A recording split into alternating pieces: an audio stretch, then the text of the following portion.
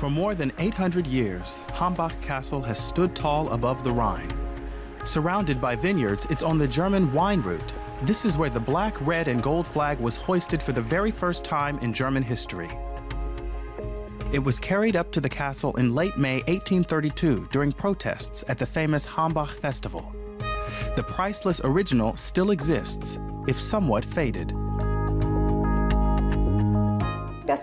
This is our original flag, the first tricolor flag that featured at the 1832 Hambach Festival. It wasn't the German national flag back then. Germany did not exist as a nation, but one of the major demands was for national unity. The flag was carried by freedom fighters who campaigned for freedom of speech, press freedom, democracy, and unity. It was carried in a huge procession up to the castle and then placed on the tower as a symbol of freedom.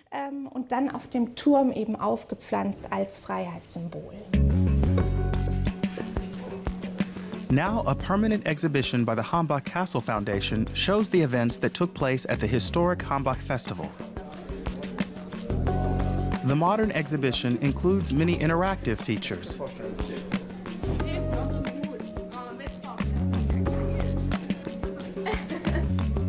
Some 90,000 people visit the exhibition every year, including school groups and tourists from around the world.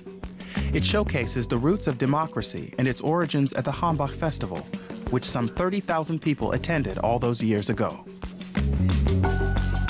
They came from all ranks of society, from the entire German-speaking world, as well as Poland and France. In 2015, Hambach Castle was declared a European Heritage Site.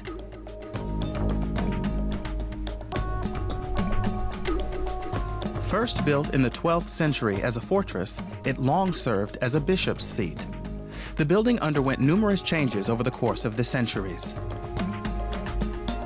Here we clearly see the different building styles juxtaposed against one another.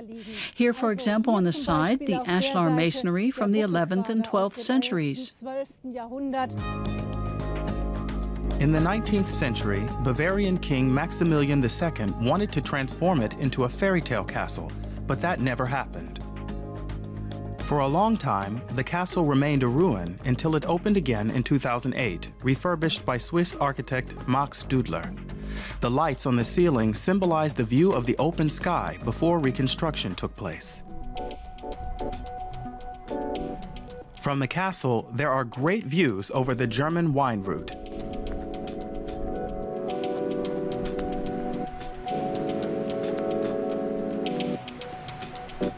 The Georg Nägele vineyard below the castle has been owned by the same family for 7 generations.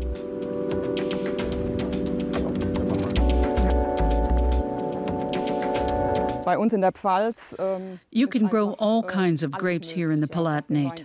The main kind are Riesling. We're the largest Riesling region worldwide. But we also cultivate Pinot Blanc and Pinot Gris.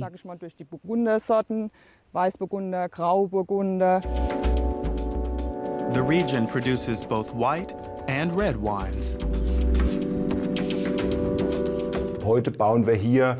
We are expanding our typical red wines like Pinot Noir, as well as Blauer Portugiese and Dornfelder. But we also have international varieties like Cabernet Sauvignon and Merlot, and some wonderful cuvées. One white wine in particular pays homage to the 1832 Hambach Festival.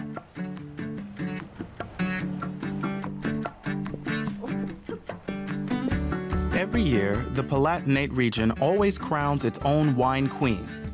This year, she is called Anastasia, and she knows that the right label plays an important role when it comes to selling wine.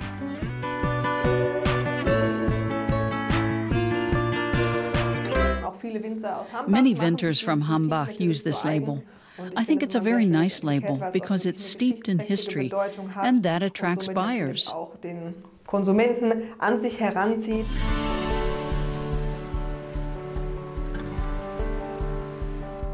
Sensuality, pleasure, and political history are all closely linked here at Hambach Castle on the German wine route.